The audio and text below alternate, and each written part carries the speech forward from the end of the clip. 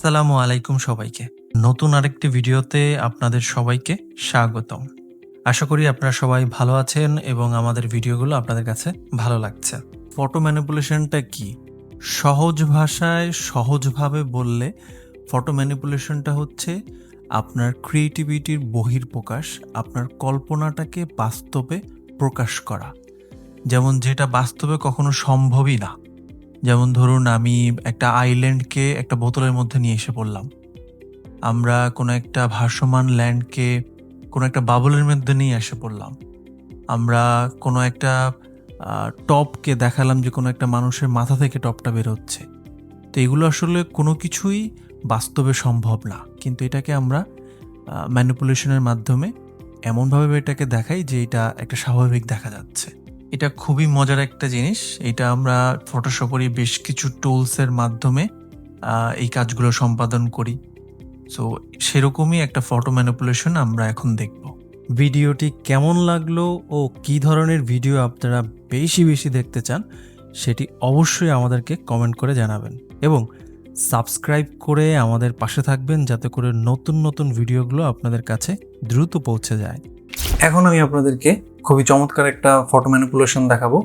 আপনারা ডিসপ্লেতে দেখতেই পাচ্ছেন একটি খুব সুন্দর একটা ফটো ম্যানিপুলেশন আমি রেখেছি। স্কাইয়ের উপরে একটি ল্যান্ড, যেটি হচ্ছে খুব প্রোটেক্টিভ একটা গ্লাস দিয়ে সেফটিভাবে দেওয়া রাখা আছে এবং এর ভিতরে একটি চেয়ার, একটি টেবিল বসানো আছে। এই ল্যান্ডটি আমি গুগল থেকে কালেক্ট করেছি। আমি সোর্স ফাইলে সবকিছু জিনিসপত্রগুলো আমি দিয়ে রাখবো। তো আমি সবকিছু হচ্ছে গুগল থেকে কালেক্ট করেছি। তো আপনারা চাইলে গুগল থেকে এরকমভাবে কালেক্ট করতে পারবেন। তো আমি মোটামুটি কিছুটা চেষ্টা করেছি ফাইলগুলো নিয়ে এসে রাখার জন্য। আমি ট্রান্সপারেন্ট বাবলটাকে কিছুটা কাস্টমাইজ করব। কিছুটা কাস্টমাইজ করে রেখেছি আমি এখানে, আর একটু কাস্টমাইজ করবো এটাকে।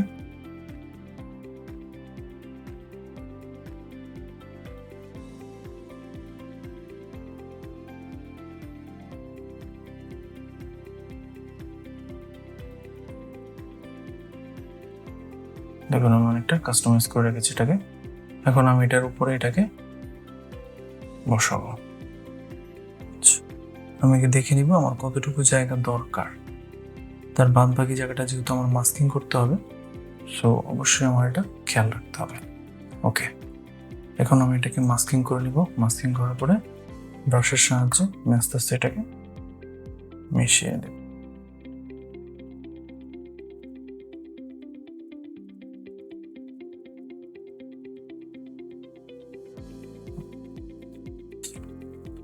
দেখুন খুব সুন্দর একটি ইমেজ তৈরি হয়ে গেছে।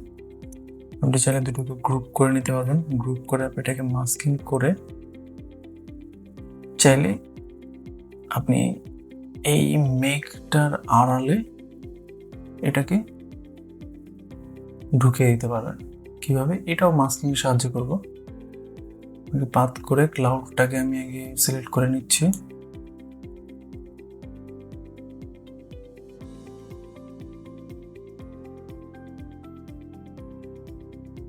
একটুখানি দেখে নিব আমি কতটুকু আমার দরকার হবে।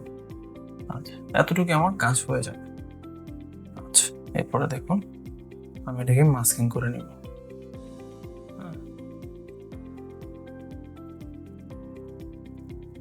দেখুন মনে হবে মেঘের পিছনে হচ্ছে আমার এই জিনিসটা ঢুকে গেছে।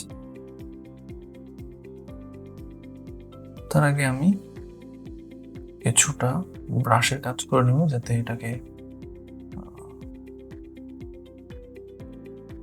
বোঝা যায় যে আসলে এটি ভিতরে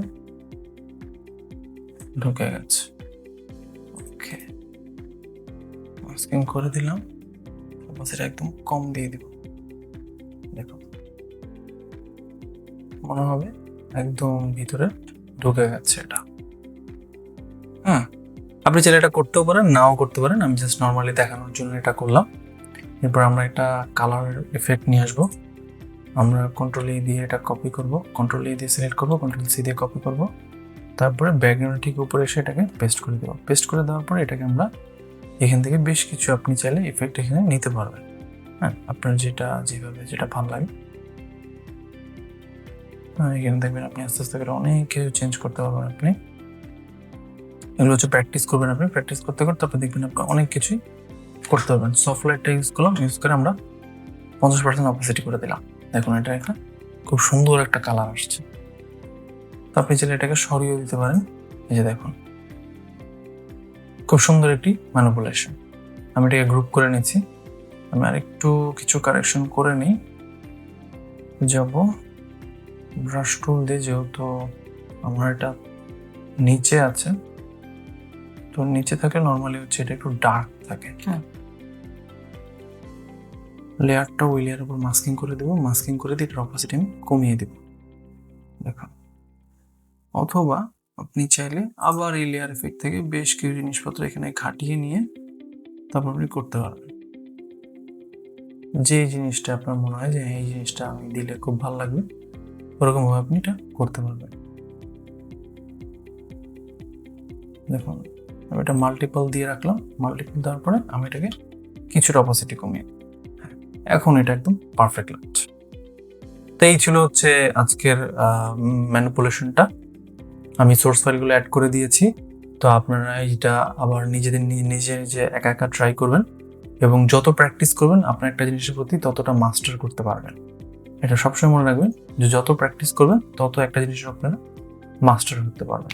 ভিডিওটি কেমন লাগলো ও কী ধরনের ভিডিও আপনারা বেশি বেশি দেখতে চান সেটি অবশ্যই আমাদেরকে কমেন্ট করে জানাবেন, এবং সাবস্ক্রাইব করে আমাদের পাশে থাকবেন যাতে করে নতুন নতুন ভিডিওগুলো আপনাদের কাছে দ্রুত পৌঁছে যায়।